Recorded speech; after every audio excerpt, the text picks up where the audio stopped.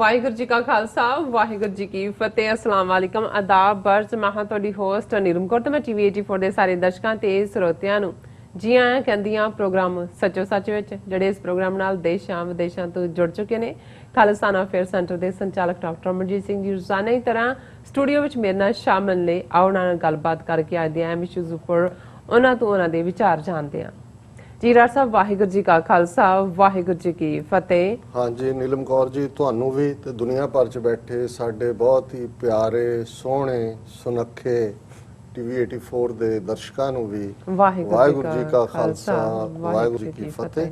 ਤੇ ਸਾਡੇ ਬਹੁਤ ਹੀ ਪਿਆਰੇ ਮੁਸਲਮਾਨ ਭੈਣਾਂ ਭਰਾਵਾਂ ਨੂੰ ਅਸਲਾਮ ਵਾਲੇਕਮ। ਜੀ ਰਾਜ ਸਾਹਿਬ, ਜੀ ਆਇਆਂ ਨੂੰ ਪ੍ਰੋਗਰਾਮ ਸੱਚੋ ਸੱਚ ਵਿੱਚ। ਬਹੁਤ ਸ਼ੁਕਰੀਆ ਜੀ ਰਾਜ ਸਾਹਿਬ। ਅੱਜ 23 ਸਤੰਬਰ 2020 9 ਅਸੋ ਨਾਨਕਸ਼ਾਹੀ ਸੰਮਤ 552 ਦਾ ਦਿਨ ਹੈ। ਤੇ ਡਾਕਟਰ ਸਾਹਿਬ, ਪ੍ਰੋਗਰਾਮ ਸ਼ੁਰੂ ਕਰਨ ਤੋਂ ਪਹਿਲਾਂ ਅਸੀਂ ਆਪਣੇ ਦਰਸ਼ਕਾਂ ਤੇ ਸਰੋਤਿਆਂ ਨੂੰ ਹਮੇਸ਼ਾ ਤਰ੍ਹਾਂ ਦੱਸ ਦਈਏ ਵਿਊਅਰਸ, ਜੇ ਤੁਸੀਂ ਹੱਕ ਸੱਚ ਇਨਸਾਫ ਤੇ ਪੈਰਾ ਦਿੰਦਾ ਇੱਕੋ ਇੱਕ ਚੈਨਲ ਟੀਵੀ 84 ਨੂੰ ਦੇਖਣਾ ਚਾਹੁੰਦੇ ਹੋ ਤਾਂ ਤੁਸੀਂ ਦੇਖ ਸਕਦੇ ਹੋ spectrum cable, RCN cable, Bell Fibe cable in Canada, roku, ਚਾਦੂ ਬਾਕਸ, ਸ਼ਾਵਾ, ਫੇਸਬੁੱਕ ਟੀਵੀ 84 ਦੀ ਐਪ ਰਾਹੀਂ online streaming and IP box ਤੇ ਤੁਸੀਂ ਟੀਵੀ 84 ਨੂੰ ਦੇਖ ਸਕਦੇ ਹੋ। ਵਿਊਅਰਸ, ਜੇ ਤੁਸੀਂ ਟੀਵੀ 84 ਨਾਲ ਜਾਂ ਪ੍ਰੋਗਰਾਮ ਸੱਚੋ ਸੱਚ ਨਾਲ ਫੇਸਬੁੱਕ ਰਾਹੀਂ ਜੁੜੇ ਹੋ ਤਾਂ ਇਸ ਨੂੰ ਵੱਧ ਤੋਂ ਵੱਧ ਲਾਈਕ ਕਰੋ ਤੇ ਸ਼ੇਅਰ ਕਰੋ ਅਤੇ ਨਾਲ ਹੀ YouTube ਤੇ ਸਬਸਕ੍ਰਾਈਬ ਵੀ ਕਰੋ। ਇਹ ਵੀ ਦੱਸ ਦਈਏ ਕਿ ਤੁਸੀਂ ਟੀਵੀ 84 ਦੀ ਐਪ ਨੂੰ ਐਂਡਰੋਇਡ ਐਂਡ ਐਪ ਸਟੋਰ ਤੇ ਡਾਊਨਲੋਡ ਕਰਕੇ ਜੋ ਟੀਵੀ 84 ਦੀ ਲਾਈਵ ਸਟ੍ਰੀਮ ਹੈ ਉਸ ਨੂੰ ਤੁਸੀਂ 24 ਆਵਰਸ ਦੇਖ ਸਕਦੇ ਹੋ। ਵਿਊਅਰਸ, ਹੁਣ ਅਸੀਂ ਆਪਣੇ ਪ੍ਰੋਗਰਾਮ ਦੀ ਸ਼ੁਰੂਆਤ ਕਰਨ ਜਾ ਰਹੇ ਹਾਂ। ਪ੍ਰੋਗਰਾਮ ਦੇ ਸ਼ੁਰੂ ਵਿੱਚ ਜੋ ਅੱਜ ਦੇ ਪ੍ਰੋਗਰਾਮ ਦੇ ਵਿੱਚ ਪਹਿਲਾ ਇਸ਼ੂ ਵਿਚਾਰਿਆ ਜਾਣ ਵਾਲਾ ਹੈ ਉਸ ਬਾਰੇ ਆਪਾਂ ਤੁਹਾਨੂੰ ਦੱਸ ਦਈਏ ਕਿ ਕਿਸ ਤਰ੍ਹਾਂ ਅਮਰੀਕਾ ਦੇ 14 ਸੈਨੇਟਰਸ ਨੇ ਵਿਦੇਸ਼ ਮੰਤਰੀ ਯਾਨੀ ਕਿ secretary of state Mike Pompeo ਨੂੰ ਇੱਕ ਚਿੱਠੀ ਲਿਖ ਕੇ ਮੰਗ ਕੀਤੀ ਹੈ ਕਿ ਭਾਰਤ ਨੂੰ ਇਨਸਾਨੀ ਹੱਕਾਂ ਦਾ ਘਾਣ ਕਰਨ ਵਾਲੇ ਦੇਸ਼ਾਂ ਦੀ ਜਿਹੜੀ ਲਿਸਟ ਹੈ ਉਸ ਵਿੱਚ ਸ਼ਾਮਲ ਕੀਤਾ ਜਾਵੇ, ਕਿਉਂਕਿ ਭਾਰਤ ਵਿੱਚ ਅਕਲੀਤਾਂ ਦੇ ਜੋ ਮੁੱਢਲੇ ਹੱਕ ਅਤੇ ਆਮ ਸ਼ਹਿਰੀਆਂ ਦੇ ਜੋ ਬੋਲਣ ਦੀ ਜਿਹੜੀ ਆਜ਼ਾਦੀ ਨੂੰ ਕੁਚਲਿਆ ਜਾ ਰਿਹਾ। ਸੋ ਇਸ ਬਾਰੇ ਆਪਾਂ ਵਿਚਾਰ ਚਰਚਾ ਕਰਨ ਜਾ ਰਹੇ ਹਾਂ। ਸੋ ਅਸੀਂ ਚਾਹਾਂਗੇ ਕਿ ਤੁਸੀਂ ਸਾਡੇ ਨਾਲ ਇਸੇ ਤਰ੍ਹਾਂ ਹੀ ਬਨੇ ਰਹਿਣਾ। ਦੇਖਣ ਸੁਣ ਲਈ ਤੁਹਾਡਾ ਸਭ ਦਾ ਬਹੁਤ ਬਹੁਤ ਸ਼ੁਕਰੀਆ।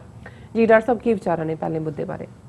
ਦੇਖੋ, ਅਸੀਂ ਆਪਣੇ ਸਾਰੇ ਦਰਸ਼ਕਾਂ ਦਾ ਸ਼ੁਕਰੀਆ ਅਦਾ ਕਰਦੇ ਹਾਂ। ਕੱਲ੍ਹ ਦੇ ਸਾਡੇ ਪ੍ਰੋਗਰਾਮ 'ਚ ਖਾਸ ਤੌਰ 'ਤੇ ਜਿਹੜਾ ਸੈਗਮੈਂਟ ਅਸੀਂ ਕਰਤਾਰਪੁਰ ਸਾਹਿਬ ਦੇ ਹਵਾਲੇ ਨਾਲ ਕੀਤਾ, ਕਿਉਂਕਿ ਕੱਲ੍ਹ ਉੱਥੇ ਬਹੁਤ ਵੱਡਾ ਇਕੱਠ ਸੀ। 5000 ਤੋਂ ਜ਼ਿਆਦਾ ਪਾਕਿਸਤਾਨੀ ਸਿੱਖ ਸੰਗਤਾਂ ਨੇ ਗੁਰੂ ਨਾਨਕ ਸਾਹਿਬ ਦੇ ਜੋਤੀ ਜੋਤ ਸਮਾਨ ਦੇ ਗੁਰਪੁਰਬ ਵਾਲੇ ਦਿਨ ਨਗਰ ਕੀਰਤਨ ਯਾਨੀ ਕਿ ਜਲੂਸ ਦੇ ਵਿੱਚ ਵੀ ਸ਼ਿਰਕਤ ਕੀਤੀ, ਦਰਬਾਰ ਹਾਲ 'ਚ ਵੀ ਹਾਜ਼ਰੀ ਭਰੀ।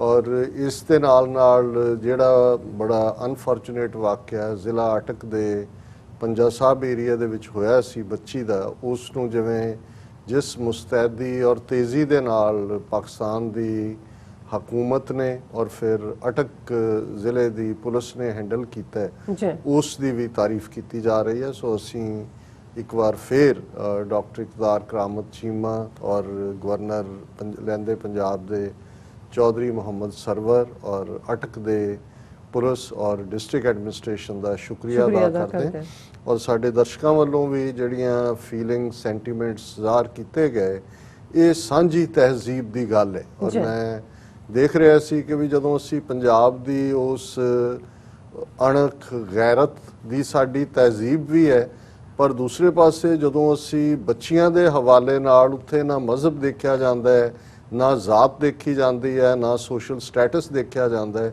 ਇਹ ਮੰਦਭਾਗੀ ਗੱਲ ਹੈ ਕਿ ਅੱਜ ਦੇ ਇਸ ਬਦ ਇਖਲਾਕ ਦੌਰ ਦੇ ਵਿੱਚ ਸਾਡੇ ਇਸ ਖੂਬਸੂਰਤ ਜਿਹੜਾ ਕਨਸੈਪਟ ਸੀ ਕਿ ਸਭ ਦੀਆਂ ਧੀਆਂ ਭੈਣਾਂ ਇੱਕੋ ਹੀ ਨੇ ਔਰ ਉਹਨਾਂ ਦਾ ਆਨਰ, ਉਹਨਾਂ ਦੀ ਇੱਜ਼ਤ ਇੱਕੋ ਹੈ। ਔਰ ਸਾਡੇ ਬਹੁਤ ਸਾਰੇ ਪਾਕਿਸਤਾਨੀ ਭੈਣਾਂ ਭਰਾਵਾਂ ਨੇ ਜਿੱਥੇ ਹਮਦਰਦੀ ਦਾ ਇਜ਼ਹਾਰ ਕੀਤਾ, ਉਹਨਾਂ ਨੇ ਆਪਣੇ ਇਸ ਫੇਥ ਦਾ ਵੀ ਕਿ ਸਾਡੀਆਂ ਬੱਚੀਆਂ ਨੇ। ਔਰ ਅਸੀਂ ਸਮਝਦੇ ਹਾਂ ਕਿ ਪਾਕਿਸਤਾਨ ਦੀ ਹਕੂਮਤ, ਜਿਵੇਂ ਅਸੀਂ ਕੱਲ੍ਹ ਵੀ ਕਿਹਾ ਸੀ ਕਿ ਇੱਕ ਜਿਹੜੀ ਹੈ ਉਹ ਰੈਪਿਡ ਟਾਸਕ ਫੋਰਸ ਵੀ ਰੱਖੇ ਔਰ ਕੋਈ ਨਾ ਕੋਈ ਐਸਾ ਅਦਾਰਾ ਜਿਹੜਾ ਕਿ ਕੋਈ ਵੀ ਇਸ ਕਿਸਮ ਦੀ ਘਟਨਾ ਹੁੰਦੀ ਹੈ ਉਸ ਦਾ ਫੌਰਨ ਨੋਟਿਸ ਲੈ ਕੇ ਉਹਦੀ ਤਹਿਕੀਕਾਤ ਕੀਤੀ ਜਾਏ ਔਰ ਫੌਰਨ ਮੀਡੀਆ ਨੂੰ ਬਰੀਫਿੰਗ ਦਿੱਤੀ ਜਾਏ, ਤਾਂ ਕਿ ਭਾਰਤੀ ਹਾਕਮਾਂ ਔਰ ਉਹਨਾਂ ਦੇ ਦੁਮਛੱਲੇ ਮੀਡੀਆ ਨੂੰ, ਜਿਹਨੂੰ ਇਹਨਾਂ ਦੋ ਕੌਮਾਂ ਦੀ ਸਾਂਝ ਆਪਸ 'ਚ ਨਹੀਂ ਪਾਉਂਦੀ, ਜਿਨ੍ਹਾਂ ਨੇ 72 ਸਾਲ ਇਹ ਯਕੀਨੀ ਬਣਾਇਆ ਕਿ ਪਾਕਿਸਤਾਨ ਦੇ ਗੁਰਦੁਆਰਾ ਸਾਹਿਬਾਨ ਤੱਕ ਸਿੱਖ ਪਹੁੰਚ ਨਾ ਕਰ ਸਕਣ, ਇਸ ਕਿਸਮ ਦੇ ਜਿਹੜੇ ਨੇ ਉਹਨਾਂ ਨੇ ਹਾਲਾਤ ਪੈਦਾ ਕੀਤੇ। ਲੇਕਿਨ ਇਹਦੇ ਬਾਵਜੂਦ ਅੱਜ ਤੇਜ਼ੀ ਨਾਲ ਉੱਥੇ ਜਿਹੜੇ ਗੁਰਦੁਆਰਾ ਸਾਹਿਬਾਨ ਬੰਦ ਵੀ ਸਨ ਉਹ ਆਫਟਰ ਰੈਨੋਵੇਸ਼ਨ ਖੁੱਲ ਰਹੇ ਨੇ, ਗੁਰੂ ਗ੍ਰੰਥ ਸਾਹਿਬ ਦਾ ਪ੍ਰਕਾਸ਼ ਹੋ ਰਿਹਾ ਹੈ ਔਰ ਕਰਤਾਰਪੁਰ ਸਾਹਿਬ ਦਾ ਕੋਰੀਡੋਰ ਜਿਹੜਾ ਇੱਕ ਮਾਈਲਸਟੋਨ ਬਣ ਕੇ ਇਹ ਬ੍ਰਿਜ ਆਫ ਲਵ, ਇਹ ਪਿਆਰ ਦਾ ਪੁਲ ਔਰ ਦੋਨਾਂ ਕੌਮਾਂ ਦੀ ਮੁਹੱਬਤ ਦਾ ਇੱਕ ਐਮਬੋਡੀਮੈਂਟ ਬਣ ਕੇ ਸਾਹਮਣੇ ਆਇਆ। ਸੋ ਅਸੀਂ ਇਸ ਸਾਰੇ ਦੇ ਉੱਤੇ ਆਪਣੇ ਦਰਸ਼ਕਾਂ ਦਾ ਵੀ ਸ਼ੁਕਰੀਆ ਅਦਾ ਕਰਦੇ ਹਾਂ। ਦੇਖੋ, ਇਹ ਹੁੰਦਾ ਹੈ ਕਿ ਵੀ ਤੁਸੀਂ ਕਿਸੇ ਚੀਜ਼ ਨੂੰ ਦਬਾ ਸਕਦੇ ਹੋ, ਉਸ ਦਾ ਨੈਰੇਟਿਵ ਬਦਲ ਸਕਦੇ ਹੋ ਜੀ, ਔਰ ਜਿੱਥੇ ਬੇੜਾ ਗਰਕ ਹੋ ਰਿਹਾ ਹੋਏ ਉੱਥੇ ਤੁਸੀਂ ਆਪਣੇ ਭੰਡਾਂ ਕੋਲੋਂ ਇਹ ਪ੍ਰਚਾਰ ਕਰਵਾ ਸਕਦੇ ਹੋ ਕਿ ਬੇੜਾ ਗਰਕ ਨਹੀਂ ਹੋ ਰਿਹਾ, ਬੇੜਾ ਤੇ ਤਰ ਰਿਹਾ।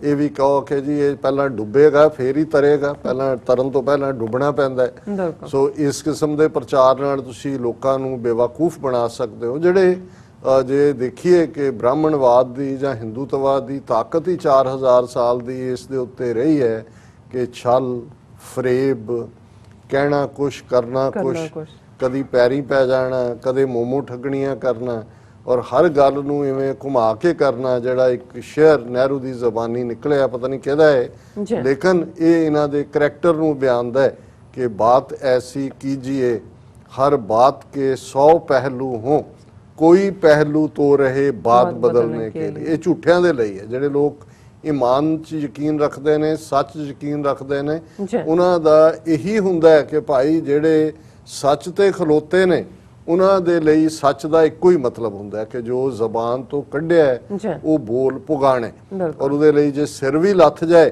ਤੇ ਉਹ ਬੋਲਾਂ ਤੇ ਪਹਿਰਾ ਦੇਣਾ। ਇਹੀ ਜਦੋਂ ਅਸੀਂ ਸੂਰਬੀਰ ਬਚਨ ਕੇ ਬਲੀ, ਇੱਕ ਪਾਸੇ ਸੂਰਬੀਰ ਜੰਗ ਦੇ ਮੈਦਾਨ 'ਚ ਬਹਾਦਰੀ ਦਿਖਾਉਣ ਵਾਲਾ ਹੈ, ਪਰ ਦੂਸਰੇ ਪਾਸੇ ਗੁਰਬਾਣੀ ਜਾਂ ਸਿੱਖ ਰੂਹਾਨੀਅਤ ਬਚਨ ਕੇ ਬਲੀ ਕਿ ਜਿਹੜਾ ਤੁਸੀਂ ਬੋਲ ਕੱਢਿਆ ਉਸ ਨੂੰ ਪੁਗਾਣਾ, ਉਸ ਦੇ ਉੱਤੇ ਤੁਸੀਂ ਆਪਣੇ ਆਪ ਨੂੰ ਕੁਰਬਾਨ ਵੀ ਕਰਨਾ ਪੈਂਦਾ ਕਰਨਾ। ਲੇਕਿਨ ਹੁਣ ਇਹਨਾਂ ਦੀ ਹਿੰਦੂ ਤਵੀਆਂ ਦੀ ਇਹ ਸਾਰੀ ਜਿਹੜੀ ਭੰਡ ਕਲਾ ਹੈ, ਇਹ ਇਸ ਦੇ ਵਿੱਚ ਜਿਹੜੀ ਹੈ ਉਹ ਪਿੰਨ ਵੱਜੀ ਹੋਈ ਹੈ। ਦੁਨੀਆ ਦੇ ਵਿੱਚ ਐਕਸਪੋਜ਼ ਵੀ ਹੋ ਰਹੇ ਨੇ ਔਰ ਚੈਲੰਜ ਵੀ ਹੋ ਰਹੇ ਨੇ। ਬੇਸ਼ੱਕ ਭਾਰਤ ਦੇ ਨਕਸ਼ੇ ਦੇ ਵਿੱਚ ਤਾਂ ਅਕਲੀਅਤਾਂ ਨੂੰ, ਜਿਵੇਂ 200 ਮਿਲੀਅਨ ਮੁਸਲਮਾਨਾਂ ਨੂੰ ਡਰਾ ਕੇ ਚੁੱਪ ਕਰਾਉਣ ਦੀ ਲਾਈਨ, ਔਰ ਅਸੀਂ ਦੇਖ ਸਕਦੇ ਹਾਂ ਕਿ CAA ਦੇ ਖਿਲਾਫ ਪ੍ਰੋਟੈਸਟ ਕਰਨ ਵਾਲਿਆਂ ਦੇ ਉੱਤੇ ਕਿਵੇਂ ਜਿਹੜਾ ਝੂਠੇ ਕੇਸ ਪਾਏ ਜਾ ਰਹੇ ਨੇ। ਵੱਡੀਆਂ ਵੱਡੀਆਂ ਡਿਗਨਿਟੀਜ਼, ਸਲਮਾਨ ਖੁਰਸ਼ੀਦ ਕਾਂਗਰਸ ਦਾ ਬਹੁਤ ਵੱਡਾ ਲੀਡਰ, ਮਿਨਿਸਟਰ ਵੀ ਰਿਹਾ ਹੈ ਔਰ ਜੂਨ 84 ਦੇ ਹਮਲੇ ਵੇਲੇ ਉਹਨੂੰ ਜਸਟੀਫਾਈ ਵੀ ਕਰ ਰਿਹਾ ਕਿ ਉਹ ਕਾਂਗਰਸ ਦੀ ਹਮਾਇਤ ਸੀ, ਇੰਦਰਾ ਗਾਂਧੀ ਦਾ ਸ਼ਤੁੰਗੜਾ। ਔਰ ਹੁਣ ਈਵਨ ਉਹਨੂੰ ਵੀ ਲਪੇਟ ਲਿਆ ਕਿ ਜੀ ਫਲਾਂ ਸ਼ਾਹੀਨ ਬਾਗ ਕੇ ਕਿਸ ਥਾਂ ਦੇ ਇਕੱਠ 'ਚ ਆ ਕੇ ਉਹਨੇ ਭੜਕਾਊ ਭਾਸ਼ਣ ਦਿੱਤਾ।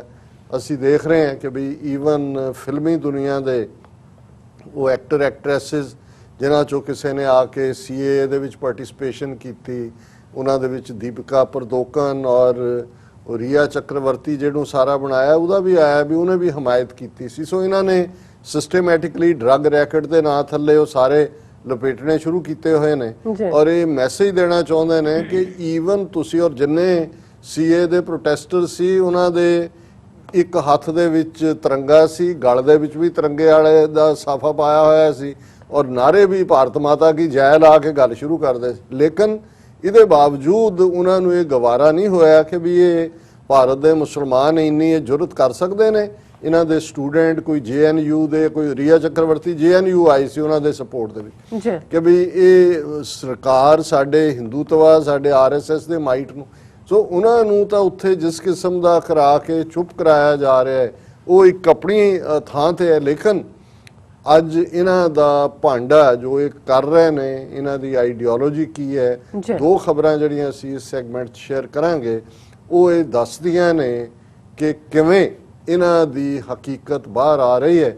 ਔਰ ਇਹ ਲੈਟਰ ਬੇਸ਼ੱਕ ਕੁਝ ਦਿਨ ਪਹਿਲਾਂ ਦਾ ਹੈ ਔਰ ਅਸੀਂ ਇੱਕ ਦਿਨ ਪਹਿਲਾਂ ਵੀ ਮਾਰਕ ਕੀਤਾ ਸੀ, ਲੇਕਿਨ ਬੇਸ਼ੱਕ ਵਕਤ ਲੰਘ ਗਿਆ ਹੈ, ਲੇਕਿਨ ਇਹ ਇੰਨਾ ਅਹਿਮ ਲੈਟਰ ਹੈ ਕਿ ਇਹਨੂੰ ਡਿਸਕਸ ਕਰਨਾ ਜ਼ਰੂਰੀ ਹੈ। ਅਮਰੀਕਾ ਦੇ ਵਿੱਚ ਜਿਵੇਂ ਮੈਂ ਜਨਰਲੀ ਜਿਹੜੇ ਲੋਕ ਸਾਡੇ ਨਾਲ ਨਵੇਂ ਵੀ ਜੁੜਦੇ ਨੇ ਉਹਨਾਂ ਦੇ ਗਿਆਨ ਲਈ ਵੀ ਦੱਸਦੇ ਹਾਂ ਕਿ ਦੋ ਹਾਊਸ ਨੇ ਅਮਰੀਕਾ 'ਚ ਜਿਨ੍ਹਾਂ ਨੂੰ ਟੁਗੈਦਰ US ਕਾਂਗਰਸ ਕਹਿੰਦੇ ਨੇ। ਜਿਹੜਾ ਲੋਅਰ ਹਾਊਸ ਹੈ ਉਹਨੂੰ ਹਾਊਸ ਆਫ ਰਿਪਰੈਜ਼ੈਂਟੇਟਿਵਸ ਵੀ ਕਹਿੰਦੇ ਨੇ, ਜਿਹਦੇ ਲਈ ਲਫ਼ਜ਼ ਕਾਂਗਰਸਮੈਨ ਇਸਤੇਮਾਲ ਹੁੰਦਾ ਹੈ। ਹਰ ਕਾਂਗਰਸਮੈਨ ਦੀ ਚੋਣ 2 ਸਾਲ ਬਾਅਦ ਹੁੰਦੀ ਹੈ ਔਰ ਇੱਕ ਵਾਰ ਜਿਹੜਾ ਬਣ ਜਾਂਦਾ ਹੈ ਉਹ ਫਿਰ ਆਪ ਹੀ ਛੱਡੇ ਕਈ 12 ਟਰਮ 10 ਟਰਮਸ ਕਾਂਗਰਸਮੈਨ ਹੁੰਦੇ ਨੇ ਅੰਟਿਲ ਕਿ ਵੀ ਉਹ ਬੁੱਢੇ ਹੋ ਜਾਣ, ਬਿਮਾਰ ਹੋ ਜਾਣ ਜਾਂ ਅਨਸੀਟ ਹੋਣ। ਸੋ ਉਹ ਆਬਾਦੀ ਦੇ ਲਿਹਾਜ਼ ਨਾਲ ਹੁੰਦਾ। ਜਿਹੜੀਆਂ ਵੱਡੀਆਂ ਸਟੇਟਾਂ ਨੇ ਅਮਰੀਕਾ ਦੀਆਂ, ਜਿਵੇਂ ਕੈਲੀਫੋਰਨੀਆ, ਉਹਦੇ ਸਭ ਤੋਂ ਜ਼ਿਆਦਾ ਸੈਨੇਟਰ ਨੇ। ਸੋ ਉਹ ਡਿਸਟ੍ਰਿਕਟਿੰਗ ਕਹਿੰਦੇ ਨੇ, ਡਿਸਟ੍ਰਿਕਟ ਹੁੰਦੇ ਨੇ ਜਿਨ੍ਹਾਂ ਚੋਂ ਕਾਂਗਰਸਮੈਨ ਚੁਣਿਆ ਜਾਂਦਾ ਹੈ।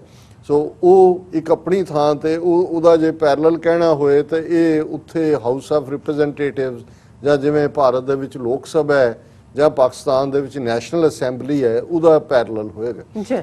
ਪਰ ਉਸ ਤੋਂ ਇੱਕ ਪਾਵਰਫੁਲ ਬਾਡੀ ਜਿਹੜੀ ਕਿ ਜਿਹਦੇ ਕੋਲ ਬਜਟ ਕੰਟਰੋਲਿੰਗ ਹੈ, ਜਿਸ ਦੀ ਟਰਮ 6 ਸਾਲ ਹੁੰਦੀ ਹੈ, ਜਿਹੜੇ ਆਮ ਲੋਕਾਂ ਨਾਲ day to day in touch ਨਹੀਂ ਹੁੰਦੇ ਲੇਕਿਨ ਮੁਲਕ ਦੇ ਲਈ ਜਾਂ ਜਿੰਨੀਆਂ ਨੀਤੀਆਂ ਉਹ ਬਣਾਉਂਦੇ ਨੇ, ਉਹ ਸੈਨੇਟ ਹੈ, ਉਹਨੂੰ ਸੈਨੇਟ ਕਹਿੰਦੇ ਨੇ।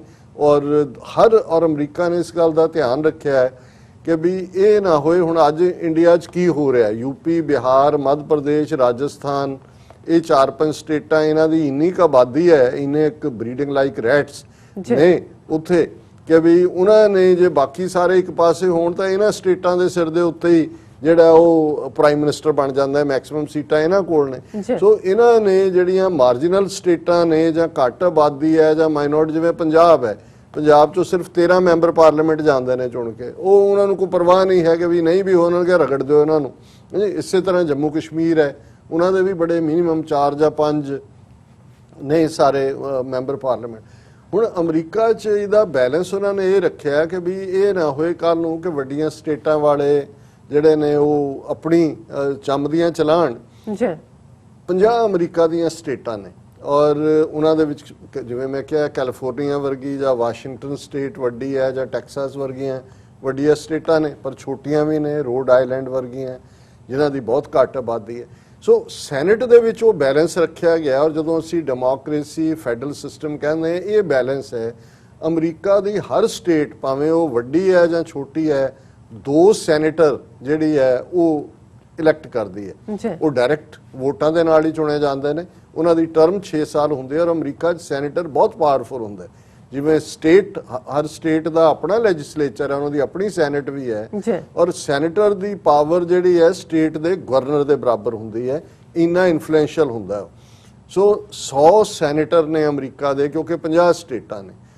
ਹੁਣ ਜਿਹੜੀ ਮੈਂ ਪਹਿਲੀ ਖਬਰ ਸਾਂਝੀ ਕਰਨ ਲੱਗਾ ਕਿ ਉਹਨਾਂ 100 ਸੈਨੇਟਰਸ ਚੋਂ 14 ਸੈਨੇਟਰਸ ਨੇ, ਆਲਮੋਸਟ ਤੁਸੀਂ ਇਹਨੂੰ 1/3 ਦੇ ਨੇੜੇ ਤੇੜੇ ਕਹਿ ਸਕਦੇ ਹੋ। 1/3 ਅਮਰੀਕਾ ਦੇ ਸੈਨੇਟਰਸ ਨੇ ਅਮਰੀਕਾ ਦੇ ਸੈਕਟਰੀ ਆਫ ਸਟੇਟ, ਜਿਹਨੂੰ ਵਿਦੇਸ਼ ਮੰਤਰੀ ਸਾਡੇ ਸਾਊਥ ਏਸ਼ੀਅਨ ਕੰਟੈਕਸਟ ਕਿਹਾ ਜਾਏਗਾ, ਉਹਨਾਂ ਨੇ ਲੈਟਰ ਲਿਖਿਆ ਔਰ ਲੈਟਰ ਲਿਖ ਕੇ ਕਿਹਾ ਕਿ ਜਿਹੜਾ they want India listed as worst offenders of religious freedom. ਹੁਣ ਕੈਟਾਗਰੀਜ਼ ਨੇ, ਕਿਉਂਕਿ ਅਮਰੀਕਾ 'ਚ ਜਦੋਂ ਅਸੀਂ ਰਿਲੀਜੀਅਸ ਫਰੀडम ਦੀ ਗੱਲ ਕਰਦੇ ਹਾਂ ਤੇ ਦੋ ਅਦਾਰੇ ਉਹਨਾਂ ਦੇ ਅਫੀਸ਼ੀਅਲ ਅਦਾਰੇ ਨੇ। ਜਿਵੇਂ ਸਟੇਟ ਡਿਪਾਰਟਮੈਂਟ ਦਾ ਇੱਕ ਆਪਣਾ ਜਿਹੜਾ ਰਿਲੀਜੀਅਸ ਫਰੀडम ਵਿੰਗ ਹੈ, ਜਿਹੜਾ ਸਾਲ ਦੇ ਵਿੱਚ ਰਿਪੋਰਟ ਵੀ ਜਾਰੀ ਕਰਦਾ ਹੈ ਕਿ ਕਿਸ ਮੁਲਕ ਦੇ ਵਿੱਚ ਰਿਲੀਜੀਅਸ ਫਰੀडम ਦਾ ਕੀ ਹਾਲ ਹੈ। ਇੱਕ 1996-97 ਦੇ US ਕਾਂਗਰਸ ਦੇ ਐਕਟ ਦੇ ਥੱਲੇ ਬਾਡੀ ਹੋਣ ਚ ਆਈ, ਜਿਹਨੂੰ US ਸਰਫ ਕਹਿੰਦੇ ਨੇ, ਜਿਹਦਾ ਇਹ ਪੂਰੀ ਫਾਰਮ ਬਣਦੀ ਹੈ US commission on international religious freedom. ਹੁਣ ਉਹਦੇ ਚ US ਸਰਫ ਦੇ ਬੋਰਡ ਦੇ ਉੱਤੇ ਕਾਂਗਰਸਮੈਨ ਵੀ ਨੇ, ਸੈਨੇਟਰ ਵੀ ਨੇ, ਕੁਝ ਇੰਡੀਪੈਂਡੈਂਟ ਲੋਕ ਵੀ ਨੇ। ਸੋ US ਸਰਫ ਜਿਹੜਾ ਹੈ ਉਹ ਹਰ ਸਾਲ ਹਰ ਮੁਲਕ ਤੇ ਬੇਸਡ ਕੇ ਉੱਥੇ ਰਿਲੀਜੀਅਸ ਫਰੀडम ਕੀ ਹੈ, ਬੋਲਣ ਦੀ ਆਜ਼ਾਦੀ ਕੀ ਹੈ, ਉਹ ਆਪਣੀ ਰਿਪੋਰਟ ਜਾਰੀ ਕਰਦਾ। ਔਰ US ਸਰਫ ਦੀ ਰਿਪੋਰਟ ਕਿਉਂਕਿ US ਕਾਂਗਰਸ ਨੂੰ ਦਿੱਤੀ ਜਾਂਦੀ ਹੈ, ਸਟੇਟ ਡਿਪਾਰਟਮੈਂਟ ਨੂੰ ਆਉਂਦੀ ਹੈ, ਸੋ ਉਹਦੇ ਤੇ ਬੇਸਡ ਇਹ ਤਵੱਕੋ ਹੁੰਦੀ ਹੈ ਕਿ ਸਟੇਟ ਡਿਪਾਰਟਮੈਂਟ ਜਾਂ ਅਮਰੀਕਾ ਦੇ ਫੋਰਨ ਪਾਲਿਸੀ ਬਣਾਉਣ ਵਾਲੇ ਜਦੋਂ ਉਹਨਾਂ ਮੁਲਕਾਂ ਬਾਰੇ ਪਾਲਿਸੀ ਬਣਾਉਣ ਤੇ ਇਹਨਾਂ ਰਿਪੋਰਟਾਂ ਦਾ ਧਿਆਨ ਰੱਖਣ ਕਿ ਉਹਨਾਂ ਮੁਲਕਾਂ ਦੇ ਵਿੱਚ human rights, religious freedoms, fundamental rights, ਜਿਹੜੇ ਇੰਟਰਨੈਸ਼ਨਲ ਕੋਵੈਨੈਂਟ ਨੇ, UN ਚਾਰਟਰ ਦੇ ਮੁਤਾਬਕ, ਅਮਰੀਕਨ ਕਨਸਟੀਟਿਊਸ਼ਨ ਦੇ ਮੁਤਾਬਕ ਜਿਹੜੀਆਂ ਫਰੀडम्स ਨੇ, ਉਹਨਾਂ ਦਾ ਕਿੰਨਾ ਕੁ ਧਿਆਨ ਰੱਖਿਆ ਜਾਂਦਾ ਹੈ। ਸੋ ਕੁਝ ਮਹੀਨੇ ਪਹਿਲਾਂ ਔਰ ਉਹਦੇ 'ਚ ਫਿਰ ਉਹਨਾਂ ਨੇ ਜਿਹੜੀਆਂ ਨੇ ਕੈਟਾਗਰੀਜ਼ ਨੇ, ਜਿਵੇਂ ਜਿੱਥੇ ਵਾਇਓਲੇਸ਼ਨ ਹੁੰਦੀ ਹੈ ਪਰ ਉਨੀ ਸੀਰੀਅਸ ਨਹੀਂ ਹੁੰਦੀ, ਉਹਨੂੰ ਕੰਟਰੀ ਆਫ ਕੰਸਰਨ ਦੇ ਥੱਲੇ ਲੈ ਆਉਂਦੇ ਨੇ। ਰਿਪੋਰਟ ਤਾਂ ਉਹ 193 ਦੇਸ਼ਾਂ ਬਾਰੇ ਹੀ ਜਾਰੀ ਕਰਦੇ ਨੇ ਕਿ ਕੰਟਰੀ ਆਫ ਕੰਸਰਨ ਕਿ ਵੀ ਇਹ ਫਿਕਰ ਵਾਲਾ ਬਣ ਰਿਹਾ ਇੱਥੇ ਹਾਲਾਤ ਨੇ। ਔਰ ਇੰਡੀਆ ਪਿਛਲੇ 2-3 ਸਾਲ ਤੋਂ ਜਾਂ ਪਿਛਲੇ 5-6 ਸਾਲ ਤੋਂ ਹੀ ਉਹਨੂੰ ਕੰਟਰੀ ਆਫ ਕੰਸਰਨ ਦੇ ਵਿੱਚ US ਸਰਫ ਦੀ ਰਿਪੋਰਟ ਨੇ ਰੱਖਿਆ ਸੀ। ਲੇਕਿਨ ਇਸ ਰਿਪੋਰਟ ਜਿਹੜੀ ਪਿਛਲੇ ਕੁਝ ਹਫ਼ਤੇ ਪਹਿਲਾਂ ਜਾਰੀ US ਸਰਫ ਨੇ ਕੀਤੀ, ਉਹਦੇ 'ਚ ਉਹਨਾਂ ਨੇ ਕਿਹਾ ਇੱਕ ਇਸ ਤੋਂ ਉੱਪਰ ਕੈਟਾਗਰੀ ਹੁੰਦੀ ਹੈ ਕੰਟਰੀ ਆਫ ਪਾਰਟਿਕੂਲਰ ਕੰਸਰਨ, ਖਾਸ ਜਿਸ ਤੇ ਧਿਆਨ, ਜਿਹਦਾ ਮਤਲਬ ਹੁੰਦਾ ਵਰਸਟ ਆਫੈਂਡਰ ਕਿ ਸਭ ਤੋਂ। ਸੋ US ਸਰਫ ਨੇ ਰਿਕਮੈਂਡ ਕੀਤਾ ਆਪਣੀ ਰਿਪੋਰਟ ਦੇ ਵਿੱਚ ਕਿ ਜੋ ਭਾਰਤ ਦੇ ਵਿੱਚ ਚੱਲ ਰਿਹਾ ਰਿਲੀਜੀਅਸ ਫਰੀडम ਦੇ ਹਵਾਲੇ ਨਾਲ, ਮੁਸਲਮਾਨਾਂ ਨਾਲ, ਈਸਾਈਆਂ ਨਾਲ, ਸਿੱਖਾਂ ਨਾਲ, ਦਲਿਤਾਂ ਨਾਲ, ਸੋ ਅਮਰੀਕਨ ਸਟੇਟ ਡਿਪਾਰਟਮੈਂਟ ਇੰਡੀਆ ਨੂੰ ਕੰਟਰੀ ਆਫ ਪਾਰਟਿਕੂਲਰ ਕੰਸਰਨ ਇਸ ਦੇ ਵਿੱਚ ਰੱਖੇ। ਔਰ ਜਿਹੜਾ ਕੋਈ ਕੰਟਰੀ ਆਫ ਪਾਰਟਿਕੂਲਰ ਕੰਸਰਨ 'ਚ ਆ ਜਾਂਦਾ ਹੈ ਫਿਰ ਨੈਕਸਟ ਸਟੈਪ ਹੁੰਦਾ ਹੈ ਉਸ ਤੇ ਪਾਬੰਦੀਆਂ ਲੱਗਣੀਆਂ, ਆਰਥਿਕ ਪਾਬੰਦੀਆਂ, ਉਹਨਾਂ ਬਾਰੇ ਹਦਾਇਤਾਂ। ਔਰ ਇੰਡੀਆ ਉਹ ਮੁਲਕ ਹੈ ਜਿਹਨੇ US ਸਰਫ ਦੇ ਜਿਹੜੇ ਮੈਂਬਰਸ ਜਾਣਾ ਚਾਹੁੰਦੇ ਨੇ ਇੰਡੀਆ, ਪਿਛਲੇ ਕਈ ਸਾਲਾਂ ਤੋਂ ਉਹਨਾਂ ਨੂੰ ਵੀਜ਼ਾ ਨਹੀਂ ਦਿੱਤਾ। ਹੁਣ ਇਹ ਜਿਹੜਾ 1/3 ਆਲਮੋਸਟ ਸੈਨੇਟਰਸ ਨੇ, 14 ਸੈਨੇਟਰਸ ਨੇ ਜਿਹੜਾ ਸੈਕਟਰੀ ਆਫ ਸਟੇਟ ਨੂੰ ਲੈਟਰ ਲਿਖਿਆ ਮਾਈਕ ਪੋਂਪੀਓ ਨੂੰ, ਇਹਦਾ ਬੇਸ US ਸਰਫ ਦੀ ਉਹੀ ਰਿਪੋਰਟ ਹੈ ਜਿਹਦੇ 'ਚ ਉਹਨਾਂ ਨੇ ਕਿਹਾ ਕਿ ਇੰਡੀਆ ਨੂੰ ਕੰਟਰੀ ਆਫ ਪਾਰਟਿਕੂਲਰ ਕੰਸਰਨ ਐਲਾਨਿਆ ਜਾਏ। ਔਰ ਇਹਨਾਂ 14 ਸੈਨੇਟਰਸ ਚੋਂ ਦੋਨੋਂ ਹੀ ਪਾਰਟੀਆਂ ਦੇ ਸੈਨੇਟਰ ਨੇ। ਆਲਮੋਸਟ ਇਸ ਚੋਂ ਜਿਹੜਾ 10 ਸੈਨੇਟਰ ਰਿਪਬਲਿਕਨ ਨੇ ਔਰ 4 ਸੈਨੇਟਰ ਜਿਹੜੇ ਨੇ ਉਹ ਡੈਮੋਕ੍ਰੈਟਿਕ ਨੇ। ਔਰ ਉਹਨਾਂ ਦੀਆਂ ਜਿਹੜੀਆਂ ਸਟੇਟਾਂ ਵੀ ਨੇ, ਡਿਫਰੈਂਟ ਸਟੇਟਾਂ ਚੋਂ ਮੈਂ ਨਾਂ ਨਹੀਂ ਸੈਨੇਟਰਸ ਦੇ ਲਵਾਂਗਾ, ਵਕਤ ਨੂੰ ਦੇਖਦੇ ਹਾਂ, ਪਰ ਇਹ ਜਿਹਨਾਂ ਸਟੇਟਾਂ ਨੂੰ ਰਿਪਰੈਜ਼ੈਂਟ ਕਰਦੇ ਨੇ ਉਹਨਾਂ 'ਚ Oklahoma, Delaware, Iowa, Florida, South Carolina, North Carolina, ਜਿਹੜੇ ਆਇਓਵਾ ਮੈਂ ਪੜ੍ਹ ਦਿੱਤਾ ਹੈ ਕਿਉਂਕਿ ਦੋ ਆਇਓਵਾ ਦੇ ਦੋਨੋਂ ਹੀ ਸੈਨੇਟਰਸ ਨੇ ਲਿਖਿਆ ਹੈ, ਔਰ ਇਸੇ ਤਰ੍ਹਾਂ ਸਾਊਥ ਕੈਰੋਲਾਈਨਾ ਦੇ ਵੀ ਦੋਨੋਂ ਹੀ ਸੈਨੇਟਰਸ ਨੇ ਲਿਖਿਆ ਹੈ, Nevada, north Dakota, Mississippi, montana और क्रिस वैन हॉलैंड अखीर च मैरीलैंड और जो मैंचिन वैस्ट वर्जीनिया। हुण एक बड़ी अहम गल है कि भी 14 सैनेटर लिख रहे ने कि भाई इंडिया जिहड़ा है वर्स्ट वायोलेटर है और इनू कंट्री ऑफ पार्टिकुलर कंसर्न दे विच रखा जाए। और अपने लैटर दे विच उन्होंने कहा कि भी ये कांग्रेस वालों प्रैशर पाया जाना चाहिए इन्हां दे उत्ते, क्योंकि उन्होंने कहा भी जिहड़ियां साडीआं अमरीका दीआं बेसिक वैल्यूज़ ने उन्होंने बाईपार्टीसन लैटर दे विच इस गल नूं यकीनी बनाया कि भी ये सानू इस गल का ध्यान रखना चाहिए। Our nation was founded on the principle that all people have a right to freely practice the faith of their choice without fear of persecution by their government और any other actors. The bipartisan letter said उन्होंने कहा जी साडे मुल्क दियां बुनियादां नीआं ही इस गल दे उत्ते ने कि हर इंसान नूं अपने मजहब नूं आज़ादी दे नाल प्रैक्टिस करन दा हक होए और कोई भी गवर्नमेंट जिहड़ी है जां कोई होर एक्टर उन्हां दी मजहबी आज़ादी दे विच दखल अंदाजी ना करे। और उन्होंने कहा कि as the leader of the free world it is vital that United States model and promote this crucial human right and our values to the rest of the world as a fundamental part of our foreign policy objectives. उन्होंने state department ने कहा कि भी क्योंकि ये साडियां फाउंडेशनस ने इस गल दे उत्ते, इसलिए स्टेट डिपार्टमेंट इंडिया नाल डील करन लग्या जिहड़ी फॉरेन पॉलिसी वो इवें बनाए कि ये जिहड़ा कंट्री ऑफ पार्टिकुलर कंसर्न है। और होर भी उस लैटर दे विच क्वाइट वेरवे ने, लेकिन इस दे उत्ते जिहड़ा खास तौर ते जिहड़े ग्रुप ने काफ़ी काम कीता, coalition to stop genocide in India, उन्हां दी भी इस दे उत्ते प्रैस रिलीज़ है। और उहदे च उन्होंने कहा कि भी असीं इस दे उत्ते जिहड़ा we are encourage to see the pressure from Congress to designate India as a country of particular concern.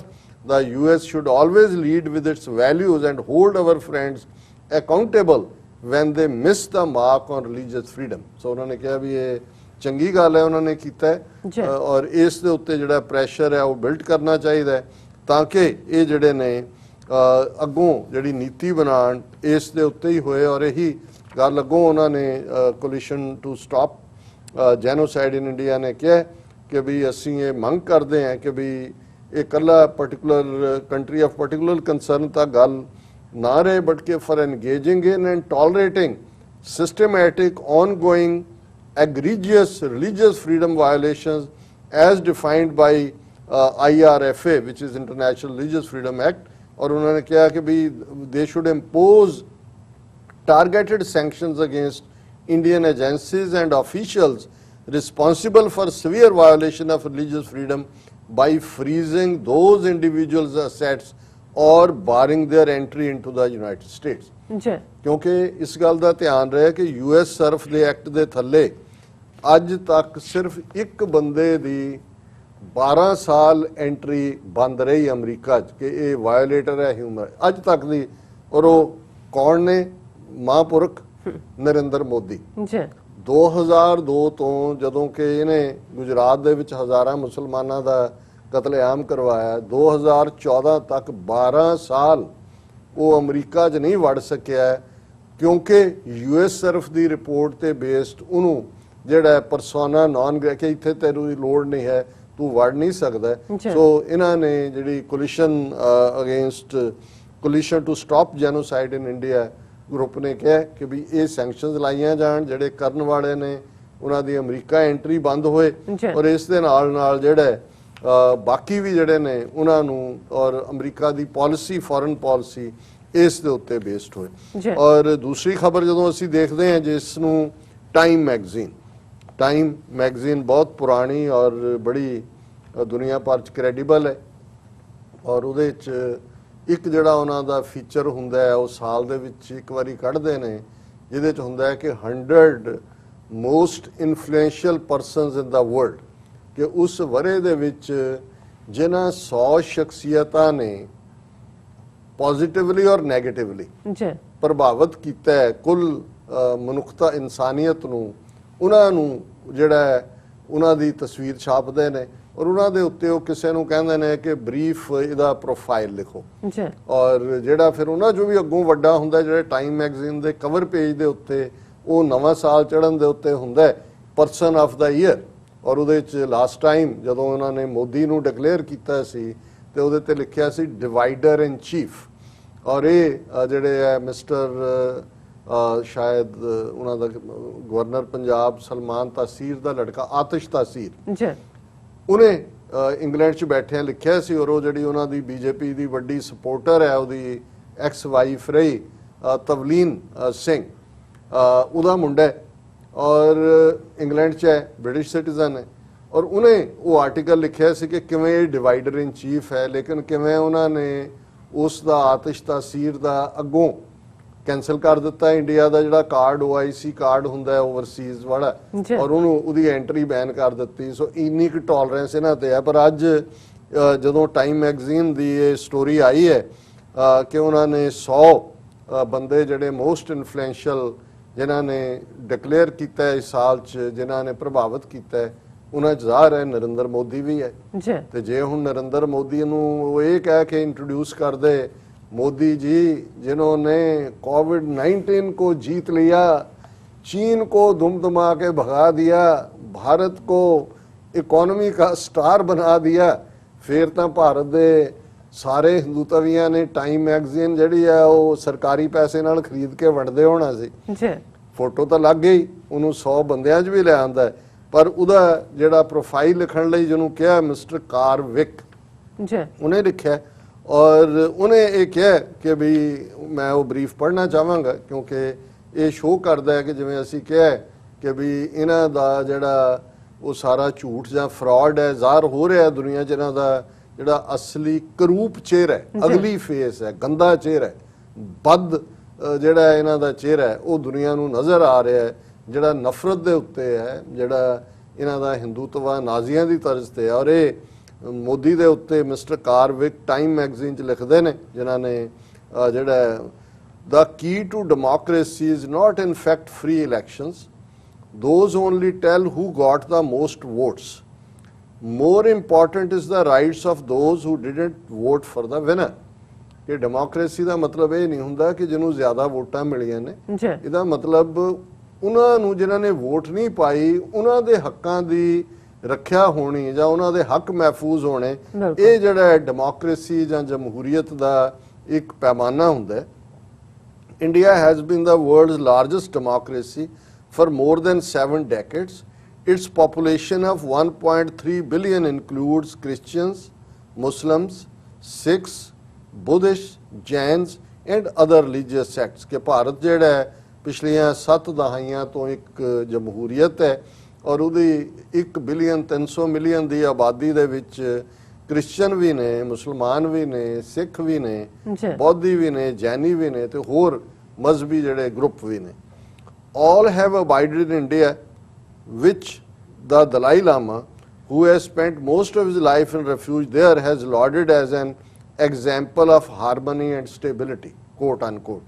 ਇਹ ਉਹਨਾਂ ਨੇ ਵਿੱਚ ਦਲਾਈ ਲਾਮਾ ਵਾੜਿਆ ਲਿਆ ਕੇ, ਪਰ ਇਹ ਦੱਸਣ ਲਈ ਕਿ ਈਵਨ ਜਿਹੜਾ ਉੱਥੇ ਬੈਠਾ ਉਹਨੇ ਵੀ ਇੱਕ ਪੀਰੀਅਡ 'ਚ ਕਿਹਾ ਸੀ ਕਿ ਦੇਖੋ ਇਹ ਕਿੰਨੀ ਚੰਗੀ ਇੱਕ ਐਗਜ਼ਾਮਪਲ ਹੈ ਕਿ ਇੰਨੇ ਧਰਮਾਂ ਦੇ ਲੋਕ ਆਪਸ ਦੇ ਵਿੱਚ ਪਿਆਰ ਔਰ ਟੋਲਰੈਂਸ ਸਹਿਨਸ਼ੀਲਤਾ ਦੇ ਨਾਲ ਰਹਿੰਦੇ ਨੇ। ਹੁਣ ਮੋਦੀ ਜੀ ਨੂੰ ਸ਼ਰਧਾਂਜਲੀ ਦਿੱਤੀ ਹੈ। Narendra Modi has brought all that into doubt, ਕਿ ਮੋਦੀ ਨੇ ਇਹਨਾਂ ਸਾਰਿਆਂ ਦੇ ਉੱਤੇ ਜਿਹੜਾ ਉਹ ਸਵਾਲੀਆ ਨਿਸ਼ਾਨ ਖੜਾ ਕਰ ਦਿੱਤਾ ਹੈ। Though almost all of India's prime ministers have come from nearly 80% of the population that is Hindu, only Modi has governed as if no one else matters। ਉਹਨਾਂ ਨੇ ਕਿਹਾ ਵੀ ਭਾਵੇਂ ਬਹੁਤ ਸਾਰੇ ਪ੍ਰਧਾਨ ਮੰਤਰੀ, not all, ਕਿਉਂਕਿ ਮਨਮੋਹਨ ਸਿੰਘ 10 ਸਾਲ ਰਹੇ ਨੇ, not all but 72 ਸਾਲ ਸਾਰੇ ਹੀ ਹਿੰਦੂ ਸੀ, 80% ਚੋਂ ਆਏ, ਪਰ ਉਹਨਾਂ ਨੇ ਕਿਹਾ ਵੀ ਮੋਦੀ ਇਵੇਂ ਰਾਜ ਕਰ ਰਿਹਾ ਕਿ ਜਿਵੇਂ ਹਿੰਦੂਆਂ ਤੋਂ ਬਿਨਾਂ ਇੱਥੇ ਕੋਈ ਰਹਿੰਦਾ ਹੀ ਨਹੀਂ। First elected on a populist promise of empowerment, his Hindu nationalist Bharatiya Janata Party rejected not only elitism but also pluralism, specifically targeting India's Muslims। ਕਿ ਇਹ ਜਿਹੜਾ ਇਸ ਪਾਵਰ ਦੇ ਇਸ ਇਕਰਾਰ ਦੇ ਉੱਤੇ ਚੋਣ ਮੁਹਿੰਮ ਦੇ ਵਿੱਚ ਕਿ ਜੀ ਸਭ ਕਾ ਵਿਕਾਸ ਸਭ ਕਾ ਸਾਥ, ਐਮਪਾਵਰਮੈਂਟ ਇਹਨੂੰ ਹੀ ਕਹਿੰਦੇ ਨੇ, ਉਹ ਆਇਆ ਸੀ। ਲੇਕਿਨ ਉਹਦੀ ਜਿਹੜੀ ਬੀਜੇਪੀ ਪਾਰਟੀ ਹੈ ਉਹਨਾਂ ਨੇ ਇਸ ਸਾਰੇ ਨੂੰ ਜਿਹੜਾ ਪਲੂਰਲਿਜ਼ਮ ਹੈ, ਮਲਟੀਪਲ ਸਾਰਿਆਂ ਦਾ ਐਗਜ਼ਿਸਟ ਕਰਨਾ ਹੈ, ਉਹਦਾ ਵੀ ਖਾਤਮਾ ਕੀਤਾ ਹੈ ਔਰ ਭਾਰਤ ਦੇ ਮੁਸਲਮਾਨਾਂ ਨੂੰ ਖਾਸ ਤੌਰ ਦੇ ਉੱਤੇ ਨਿਸ਼ਾਨਾ ਬਣਾਇਆ ਗਿਆ। ਦਾ crucible of pandemic became a pretense for stifling dissent, ਕਿ ਵੀ ਇਹ ਪੈਂਡੇਮਿਕ ਨੂੰ ਜਿਹੜਾ ਇੱਕ ਮੁਸੀਬਤ ਸੀ ਇਹਨੂੰ ਬਹਾਨਾ ਬਣਾ ਕੇ ਅੱਗੋਂ ਜਿਹੜਾ ਵਿਰੋਧਤਾ ਦੀ ਲਾਈਨ ਹੈ ਉਹਦਾ ਗਲਾ ਘੁੱਟ ਦਿੱਤਾ ਗਿਆ। And the world's most vibrant democracy fail deeper into shadow, ਕਿ ਜਿਹੜੀ ਦੁਨੀਆ ਦੀ ਇੱਕ ਵਾਈਬ੍ਰੈਂਟ ਜਿਹਨੂੰ ਡੈਮੋਕ੍ਰੇਸੀ ਕਿਹਾ ਜਾਂਦਾ ਸੀ ਉਹ ਡੂੰਘੇ ਟੋਏ ਦੇ ਵਿੱਚ ਡਿੱਗ ਪਈ ਹੈ। ਔਰ ਇਹ ਜਿਹੜੀ ਹੈ ਉਹਨਾਂ ਨੇ ਇਹ ਪ੍ਰੋਫਾਈਲ ਹੈ। ਹੁਣ ਇਹ ਉਹਨਾਂ ਨੇ ਬਿਲਕੁਲ ਠੀਕ ਜਿਹਨੂੰ ਕਹਿੰਦੇ ਨੇ ਵੀ ਤੀਰ ਟਿਕਾਣੇ ਤੇ ਹੈ, ਪਰ ਇਹ ਤਾਂ ਇਸ ਨੇ ਤਾਂ ਅੱਗ ਲਾਈ, ਪਰ ਦੂਸਰੀ ਅੱਗ ਇਸ ਗੱਲ ਨੇ ਲਾਈ ਇਹਨਾਂ ਨੂੰ, ਹਿੰਦੂ ਤਵੀਆਂ ਨੂੰ, ਕਿ ਇਹਨਾਂ 100 ਦੀ ਲਿਸਟ ਵਿੱਚ ਇੱਕ 82 ਸਾਲਾ ਮੁਸਲਮਾਨ ਬੀਬੀ ਜਿਹਨੂੰ ਦਾਦੀ ਬਿਲਕਿਸ ਕਰਕੇ ਜਾਣਿਆ ਜਾਂਦਾ, ਕਿਉਂਕਿ ਜਿੰਨੇ ਸੀਏ ਦੇ ਪ੍ਰੋਟੈਸਟ ਹੋਏ ਨੇ ਉਹ ਮਾਤਾ ਹੱਥ ਦੇ ਵਿੱਚ ਮਾਲਾ ਫੜੀ ਹੋਈ ਔਰ ਇੱਕ ਅੱਛ ਤਿਰੰਗਾ ਲੈ ਕੇ ਉਹਦੇ 'ਚ ਆ ਕੇ ਬਹਿੰਦੀ ਸੀ ਔਰ ਉਸ ਨੂੰ ਇੰਟਰਵਿਊ ਵੀ ਕੀਤਾ। ਹੁਣ ਉਹਨਾਂ ਨੇ ਜਿੱਥੇ ਇੱਕ ਪਾਸੇ ਡਿਵਾਈਡਰ ਇਨ ਚੀਫ ਜਿਹਨੂੰ ਇਸੇ ਟਾਈਮ ਮੈਗਜ਼ੀਨ ਨੇ ਕਿਹਾ ਸੀ ਉਹਦੀ ਹਕੀਕਤ ਖੋਲ੍ਹੀ, ਉੱਥੇ ਉਹਨਾਂ ਨੇ ਉਹਨਾਂ 100 ਔਰਤਾਂ 'ਚ 100 ਪਰਸਨੈਲਿਟੀਜ਼ ਦੇ ਵਿੱਚ ਇਸ 82 ਸਾਲਾ ਦਾਦੀ ਬਿਲਕਿਸ ਨੂੰ ਵੀ ਥਾਂ ਦਿੱਤੀ ਔਰ ਉਹਦਾ ਪ੍ਰੋਫਾਈਲ ਲਿਖਣ ਲਈ ਰਾਣਾ ਅਯੂਬ ਨੂੰ ਕਿਹਾ। ਰਾਣਾ ਅਯੂਬ ਉਹ ਬੀਬੀ ਹੈ ਬਹਾਦਰ ਜਰਨਲਿਸਟ ਜਿਹਨੇ ਗੁਜਰਾਤ ਫਾਈਲਸ ਲਿਖ ਕੇ ਮੋਦੀ ਔਰ ਅਮਿਤ ਸ਼ਾਹ ਜਿਹਨੇ ਸਟਿੰਗ ਆਪਰੇਸ਼ਨ ਕੀਤਾ, ਹਾਲਾਂ ਤਹਿਲਕਾ ਲਈ ਉਹ ਕੰਮ ਕਰਦੀ ਸੀ, ਬਾਅਦ ਤਹਿਲਕਾ ਦਾ ਵੀ ਹੌਸਲਾ ਨਹੀਂ ਪਿਆ ਵੀ ਉਹਨੂੰ ਛਾਪਣ, ਉਹਨੇ ਖੁਦ ਛਾਪਿਆ ਔਰ ਉਹਨੂੰ ਸਿੱਖਾਂ 'ਚ ਵੀ ਬਹੁਤ ਪਿਆਰਿਆ ਜਾਂਦਾ, ਉਹ ਵੀ ਸਿੱਖਾਂ ਨੂੰ ਬਹੁਤ ਪਿਆਰ ਕਰਦੀ ਹੈ ਔਰ ਉਹ ਕਹਿੰਦੀ ਹੈ ਕਿ ਭਾਈ ਮੇਰੀ ਜਿਹੜੀ ਜ਼ਿੰਦਗੀ ਬਚੀ 2002 ਦੇ ਵੇਲੇ ਜਾਂ ਉਸ ਤੋਂ ਉਹ ਸਿੱਖ ਪਰਿਵਾਰ ਨੇ ਬਚਾਈ।